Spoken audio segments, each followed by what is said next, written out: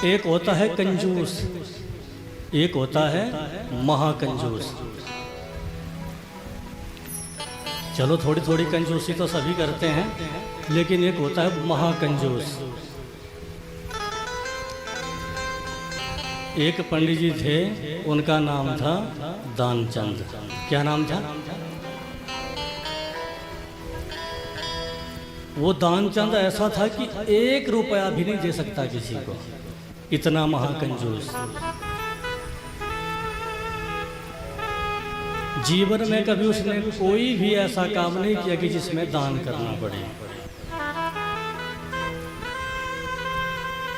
महाकंजूस आदमी था, तो जीवन में उसने कभी दान नहीं किया। उसकी पत्नी बोलती रही अपने पतिदेव से, महाराज दान कर लो, कुछ तो दान कर लो, बुढ़ापा आने लग गया, फिर कब दान करोगे? तो वो अपनी पत्नी को भी टाल मटोल करता था, रहने दे, तुझे बस एक ही काम है। क्योंकि उसकी पत्नी बड़ी धार्मिक प्रवृत्ति की, पूजा पाठ करना उसको बड़ा अच्छा लगता था। लेकिन वो दानचंद जो महाकंजूस, नाम दानचंद है पर एक फूटी कौड़ी भी कभी दान में नहीं दी महाराज। एक दिन पत्नी ने बहुत जिद करी, बार बार कहने लगी कि आप जो है यहीं पास में गंगा है, थोड़ा गंगा में स्नान तो करके आइए, आपके पाप धुल जाएंगे। पतिदेव बेचारा वहाँ से चला गया। चलो ठीक है, कहती है तो नहा जाता हूँ, इसमें क्या है। और उसको पता है दानचंद को कि गंगा के किनारे वहाँ पांडे होते हैं, पांडे मांगने वाले। उसने सोचा कहीं ऐसा नहीं मैं वहाँ गया मांगने वाले आ जाएंगे कि दान दो, हमसे पिंड दान कराओ, हमसे ऐसा कराओ, हमसे वो कराओ। हरिद्वार जाते हैं ना तो वहाँ पांडे होते हैं। दानचंद गया, किसी रिक्शे या गाड़ी में नहीं गया, पैदल गया, पैसा लगेगा, खर्चा हो जाए। सोचने लगा अब क्या करूं, यहाँ पांडे आएंगे मांगने वाले। तो दानचंद ने क्या किया कि मुर्दा घाट में चला गया, जहाँ आदमी जलाए जाते थे उस घाट में चला गया, क्योंकि वहाँ कोई भी नहीं आएगा, वहाँ तो जब कोई मरेगा तभी जाएगा। मुर्दा घाट में चला गया और गंगा में डुबकी लगाने लगा कि यही मैं कर लेता हूँ, यही स्नान कर देता हूँ, बस हो जाएगा। जैसे ही उसने डुबकी लगाई, पूरा गंगा में डूब गया। जैसे बाहर निकला तो बाहर एक पांडा, भगवान जो है पांडा बन के खड़े हो गए। बोले बंकी बिहारी लाल की जय। भगवान ने सोचा कि आज तो मैं छोड़ूंगा नहीं इसे, ये जिंदगी बीत गई, इसने 1 रुपया खर्च नहीं किया कभी। भगवान पांडा बन के खड़े हो गए। बोले आओ महाराज, यजमान जी आओ, यजमान जी। अब पांडे तो सबको वहाँ यजमान बोलते हैं, आ जाओ आ जाओ। दानचंद बोला ओ अच्छा यहाँ भी आ गए, यहाँ भी नहीं छोड़ रहे हैं।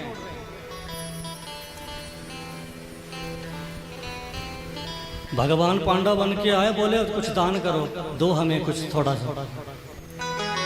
भगवान कहने लगे कि मेरे जो है बिटिया की शादी है, पांडा बन के बने हैं, कि मुझे कुछ पैसे तुम उधार में दे दो। दानचंद बोले मेरे पास है ही नहीं। नहीं नहीं नहीं, जाओ जाओ, है ही नहीं, कहाँ से देंगे। अब भगवान जो पांडा बने वो पीछे पड़ गए कि देना तो पड़ेगा, आज छोड़ूंगा नहीं। तो दानचंद ने बोला कि महाराज अगर नहीं मानते तो उधारी कर लेते हैं,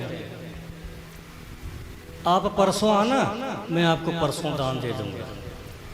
तो भगवान परसों घर में पहुंच गए पांडा के। पांडा बन करके दानचंद के घर में परसों पहुंच गए और बोले दानचंद आपने कहा था परसों आना।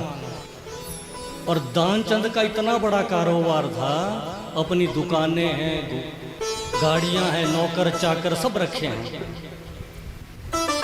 जैसे भगवान पहुंचे तो दानचंद कभी गले को खींचे, कभी गले को बंद कर दे, कभी उधर हाथ लगाए, कभी उधर हाथ लगाए। भगवान बोले अरे महाराज दे दो ना कुछ, मैंने आपसे पैसे उधार मांगे थे।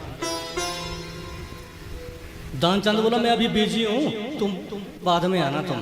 1 महीने बाद आना, मैं बिजी हूँ, मेरा बहुत काम है, बहुत समय नहीं है। अब 1 महीना भी बीत गया और 1 महीने बाद फिर से भगवान आ गए पांडा बन करके दानचंद के घर में। फिर दानचंद ने सोचा कि ये पांडा फिर से आ जाएगा मांगने के लिए, अगर मैं दुकान में बैठूंगा तो, अगर दुकान में रहूंगा तो फिर से मांगने आएगा। इसलिए वो दुकान आया ही नहीं, घर में रहा। भगवान जो है दुकान में पहुंचे, पूछा, बोले कहाँ? बोले आज नहीं आए, बोले हमारे मालिक आज नहीं है, वो घर पे हैं। तो भगवान घर में पहुंच गए। घर में पहुंचे तो दानचंद अंदर कमरे में है, पत्नी बाहर मिल गई। पत्नी ने राम राम किया, बोले आओ महाराज। तो भगवान बोले कि मेरे यजमान कहाँ हैं? यजमान जी कहाँ हैं हमारे? उन्होंने बोला था कि ऐसे घर में आना तो मिल जाएगा, मैंने उनसे कुछ मांगा था। तो पत्नी अंदर गई, बोले महाराज बाहर कोई पांडा आया मांगने वाला, वो कह रहा कि आपने कुछ देने की बात की थी। तो वो जो दानचंद कहने लगा कि उस पांडे से ऐसा कह दो कि मैं बीमार हूँ, अभी मैं बीमार हूँ, तू बाद में आना।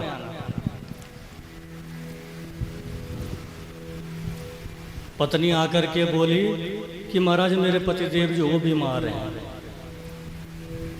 अस्वस्थ हैं। भगवान बोले अच्छा, मेरा यजमान बीमार हो गया, तब तो मैं उसके लिए यहाँ पर जप करूँगा, पूजा करूँगा, महामृत्युंजय जप जपने लगे कि मेरा यजमान स्वस्थ हो जाए, ठीक हो जाए, कहीं मर ना जाए। पत्नी अंदर जाके बोली महाराज वो तो जप करने बैठ गया बाहर, तुम देते क्यों नहीं? जो मांगा है दे दो। दानचंद महाकंजूस, मैं कैसे दूं? दानचंद ने बोला अपनी पत्नी से, तू ऐसा बोल दे बाहर की वो मर गए। बोले दुर्गा मैया की जय हो। पत्नी ने सुना ऐसे कैसे बोल, पर तू बोल दे मर गए। पत्नी बाहर गई और पांडा भगवान से बोली कि महाराज मेरे पतिदेव जो है वो मर गए। बोले हैं? पांडा भगवान बोले मेरा यजमान मर गया? बोले और रोने का नाटक करने लगी पत्नी। दानचंद ने बोला तू थोड़ा ऐसे कर जाना नाटक। भगवान बोले मेरा यजमान मर गया तो मैं तो पिंडदान करूंगा अपने हाथ से। ऐसे कैसे? और सबको बोला भगवान ने, गांव में आस पड़ोस के सब आगे, बोले दानचंद मर गया। बड़ा मशहूर था इलाके का, बड़ा करोड़ोपति अरबोपति, सब जानते थे, सबको लगा पता, बोले दानचंद मर गया। और गांव वाले आ गए और उसने नाटक किया, अपनी सांस रोक दी और मरने का नाटक करने लगे।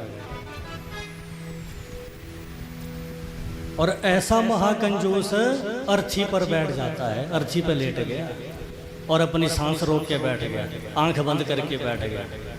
राम नाम सत्य है। दानचंद अर्थी में लेट गया, पर कभी कभी दान नहीं किया जीवन में। जो विधि होती है सारी विधि होने लगी, रास्ते में चले गए, शमशान घाट तक पहुंच गए। और भगवान जो पांडा बन करके जा रहे हैं, मन में सोच रहे हैं मैंने कंजूस तो देखे, पर इसके जैसा महाकंजूस तो मैंने कभी नहीं देखा। भगवान ने जो है जब शमशान में बैठ गया ना अर्थी पे, कान के पीछे बोला, बोले दानचंद मैं भगवान विष्णु हूँ। हल्की सी एक आंख खोली, देखा विष्णु सच में है, देखा तो विष्णु नहीं है, और फिर से बंद कर दिया। बोले दुर्गा मैया की जय हो। भगवान बोले मैं हार गया दानचंद, तू जीत गया। तेरे जैसा महाकंजूस मैंने जीवन में नहीं देखा, आज मैं भी हार गया तेरे आगे। बोले दुर्गा मैया की जय हो। तो ऐसे महाकंजूस नहीं बनना है हमारा। ऐसे यज्ञों में हर साल कभी आपके होते रहते होंगे यहाँ यज्ञ, तो जब जब मौका मिले, जरूरी नहीं है कि तुम लाखों खर्चो, इतना कर खर्च करो कि 50